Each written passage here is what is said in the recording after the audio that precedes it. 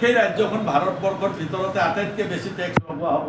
1% বা 2% যদি tax increase কৰে ষ্টেট পোলৰ পৰা যদি তেওঁলোকে টেক্স বৃদ্ধি কৰিব বিচাৰে যাৰ কাৰণে ৰাজ্য চৰকাৰসমূহৰ এতিয়া টেক্স ইনক্ৰিজ কৰা কোনো স্কোপ নাই দুই এটা ছাবজেক্টৰ ওপৰৰ বাহিৰে গতিকে মই ভাবোঁ এই বাজেটখন যদিও গতানুগতিক বাজেট তথাপি এই বাজেটখনত কেইবাটাও গুৰুত্বপূৰ্ণ বিষয় আছে গোটেই ৰাজ্যখনক সামৰি বিশেষকৈ ৰাস্তা ঘাটৰ ক্ষেত্ৰত যিকেইটা প্ৰকল্প ডাঙৰ ডাঙৰ প্ৰকল্প লৈছে সেই প্ৰকল্পকেইটাই অসমৰ ৰাইজক প্ৰকৃতাৰ্থত যদি কাম হয় সকাহ দিব বুলি আমাৰ দলে ভাবোঁ সেই ৰাজ্যখন ভাৰতবৰ্ষৰ ভিতৰতে আটাইতকৈ বেছি টেক্স লগোৱা হ'ব 1% বা 2% যদি টেক্স ইনক্ৰিজ কৰে ষ্টেট পোলৰ পৰা যদি তেওঁলোকে টেক্স বৃদ্ধি কৰিব বিচাৰে যাৰ কাৰণে ৰাজ্য চৰকাৰসমূহৰ এতিয়া টেক্স ইনক্ৰিজ কৰা কোনো স্কোপ নাই দুই এটা ছাবজেক্টৰ ওপৰৰ বাহিৰে গতিকে মই ভাবোঁ এই বাজেটখন যদিও গতানুগতিক বাজেট তথাপি এই বাজেটখনত কেইবাটাও গুৰুত্বপূৰ্ণ বিষয় আছে গোটেই ৰাজ্যখনক সামৰি বিশেষকৈ ৰাস্তা ঘাটৰ ক্ষেত্ৰত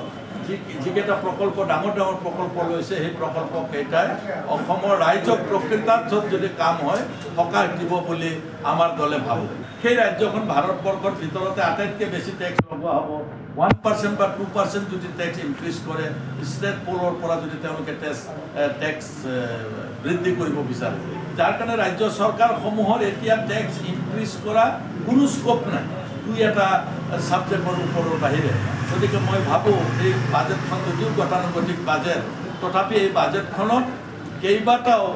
গুৰুত্বপূৰ্ণ বিষয় আছে গোটেই ৰাজ্যখনক সামৰি বিশেষকৈ ৰাস্তা ঘাটৰ ক্ষেত্ৰত